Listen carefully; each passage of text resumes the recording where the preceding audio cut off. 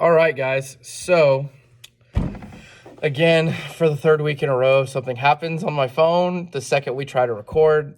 And so, this is not the first take, but we're going to pretend like it is because we were only a minute into the last one. Yeah. So, this week, I just want to say to all you graduating seniors that graduated yesterday, because today's Tuesday, congratulations to the seniors who are graduating tonight. Like this young man right here, congratulations. We are very proud of you, and we know that this time has been troubling and has been difficult, but we just want to say we are proud of you and we love you, and we are so excited to see what the future brings to you guys. Other than that, I miss all of my kiddos. I know you guys miss being here, and I promise you that this summer, once we can get together, we're going to have a lot of fun. I have a lot of things planned. I've been talking to Jace about it. He's pretty excited about it. And so we're going to go from there. But before we start, let's get some prayer in. So bow your heads with me. All right, dear gracious Heavenly God, we thank you for bringing us here today. We know it's a little bit rainy, but sometimes bringing the rain is good. And with it comes new life. And just like we want new life now, God, just continue to look over these seniors as they go out, and we know that they've had to deal with so much going on lately, and just be with them and guide them and be that light in their lives as they continue out into their new path into their future. Continue to watch over our congregation, the rest of our youth program, our children, our community, and our country, God, and just guide us with your hand into the way that you want us to go. And Father God, we're just going to listen to you and just praise you. And we can't wait so much until we have the ability to come into this building as a family, as a congregation, and lift your name and praise as you deserve. And God, we're just going to continue to seek you and praise you in our days, in our decisions, and in our lives, God, because you are the reason why we have everything that we have. So we thank you and we love you, and we ask these in your precious and holy name. Amen. Amen. All right, Jace, Okay. Hey guys. take it away. Let me put my hat back on. Okay. As Tino said, I am Jace.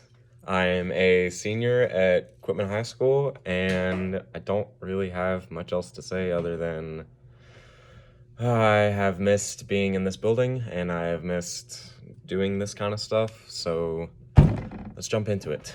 Okay, so my lesson for today is titled Fear. Everybody has it, but nobody needs it. So I just want to start off by kind of telling my story and saying like how my senior year has been, and I mean kind of saying all the crappy and not good stuff that has been going on. So my favorite sport, as a lot of you already know, is basketball, and I'm going to play in college, which I am very blessed and thankful for. And in high school, my goal for basketball, one of my main goals, was to go play in the playoffs. And that has always been a goal of mine ever since I was like a little kid, and I've just always really wanted to do that. But God had another plan for us, and we missed the playoffs the last 2 years, not just one, past 2 years, by one game. And that sucked when it happened because I had worked a lot for that. I worked all summer. Like, I put in extra hours. Like, I did everything I could to help out the team, but it still wasn't enough, which for a while I was mad at God, and I was like really upset, and I was just overall like really mad. But I don't know. I mean, I got a little better over time. I figured out that I learned that God has a plan for everything, and I really started to believe that, and I was getting better with it. And then a couple months later, I don't know if it was a couple months later, some family circumstances happened that were not planned, and it just really sucked. It was really bad for our family, and hit our family hard, and we just kind of felt abandoned by God, and we didn't know what to do. It was just a really hard time. We were afraid for what is to come. We didn't know what we were gonna do. we were just overall really scared for the future because I was going off to college. I am going off to college. Um, my family had to figure out all the stuff that they were trying to do. It was just a lot of stuff on our plate, and we were just really scared. But after all that happened, I figured out that like I said, I got a scholarship to go play in college, and I was really excited for that. Like I said, that's been a dream of mine forever. And I was really blessed by that. But I was also afraid and kind of scared for the future, I mean, college and not knowing anybody up there. I mean, it's like 4.5 hours away from here, so I don't know anybody there. I was scared for the for the workouts of all things. Just overall pretty nervous because I mean, I don't like change, and that is a very big change. Um, so yeah, just lately I've been pretty nervous about a lot of things, and I've been kind of on edge about a lot of stuff, but I've learned to kind of take it one day at a time, and I think I've been doing okay the past couple weeks. It's just a lot of stuff that's been going on, and even like a bunch of different stuff other than school, like I don't know, just a bunch of stuff that I don't even have to name. But I was reading my Bible the past couple weeks and the past month or so, and I found a story that I really enjoyed and that I kind of felt like I could relate to. And it was the story of David. And let me see if I can find it. It was David's fear in 1 Samuel 20. And it's the first verse. And it says, David fled from Naoth in Ramah and came to Jonathan and asked, "What have I done? What did I do wrong? How have I sinned against your father so that he wants to take my life?" So basically what's happening there is David has already slain Goliath, and he is the talk of the town, and everybody loves him, and everybody just wants to be him. And they're singing these songs saying that he's better than Saul the king, and Saul did not like that. So Saul is trying to kill him just because he is better than him. And David, of course, is very afraid for his life. So he tries to run away and he tries to hide. I mean, he didn't do anything wrong, and he didn't know what to do. So he tried to get Saul's son, Jonathan, to help him out, and he was just scared for his future and the fact that he might have to live as a runaway for the rest of his life.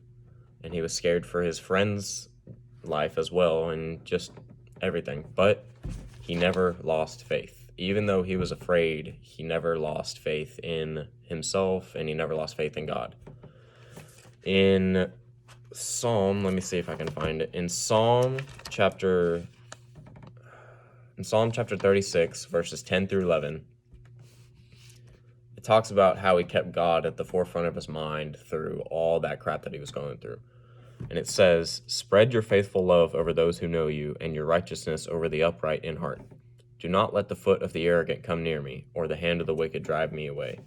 So even when he was in hiding from Saul, and even when he was trying to run away from Saul, he still tried to keep an open mind and tried to keep his spirits up by praying to God and saying that he loves him and he'll never stop loving him.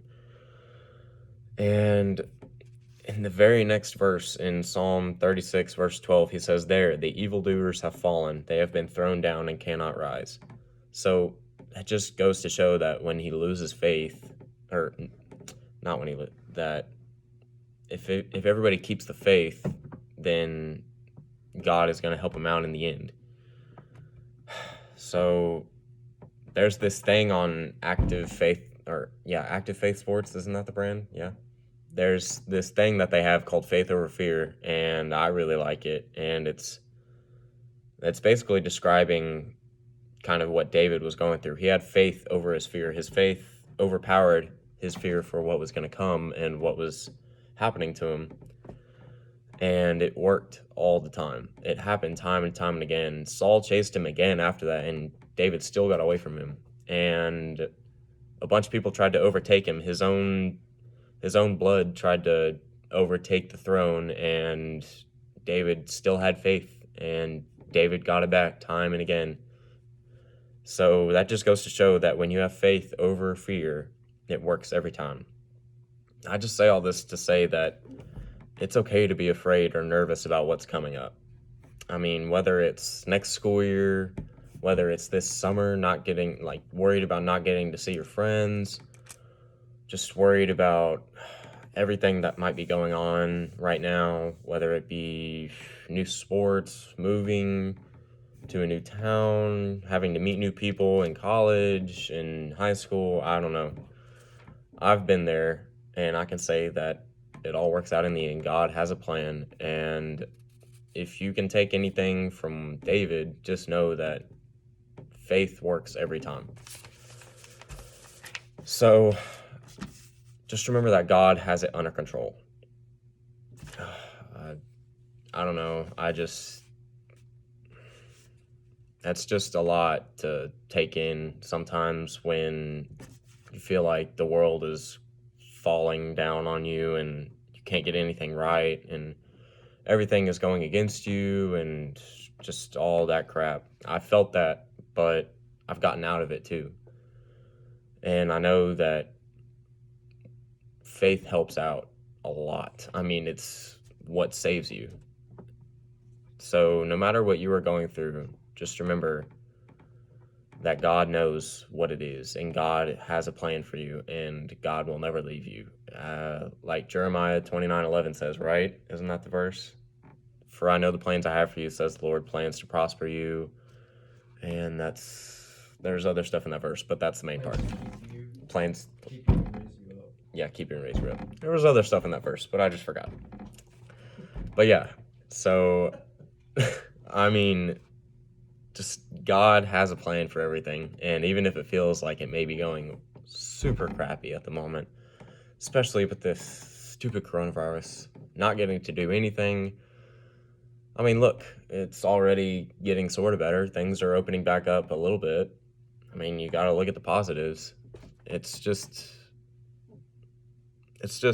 something that we all got to work with. Being afraid of things is what everybody has to work with, and that's what the devil feeds off of. He feeds off of people being afraid of things. And it's just, I don't know.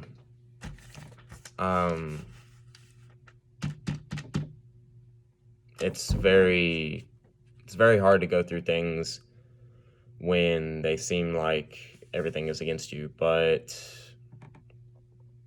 just remember that God is always with you and he is always by you.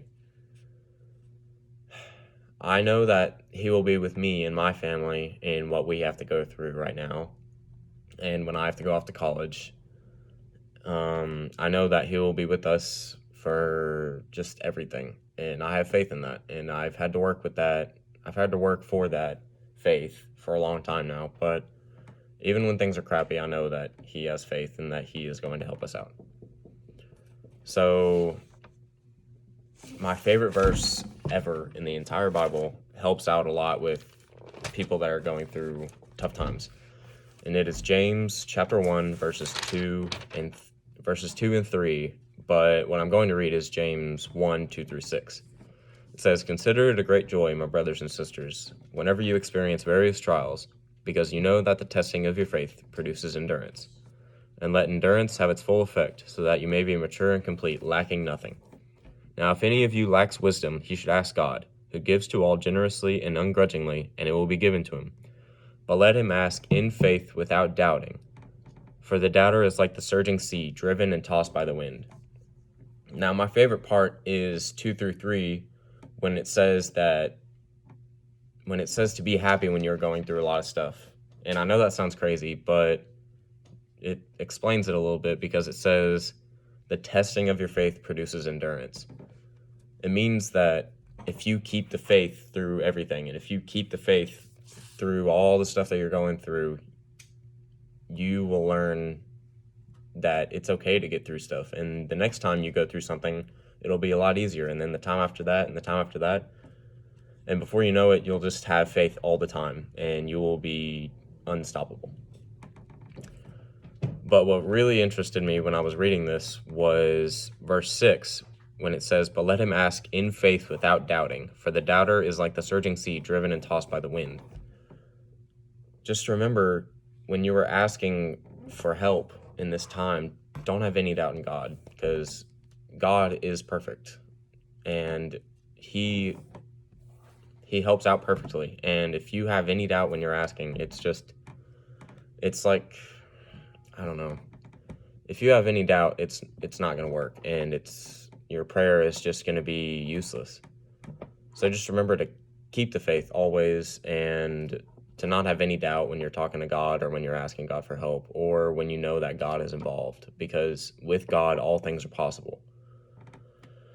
So if you have faith over fear, nothing can stop you, because you are with God, and because God is with you.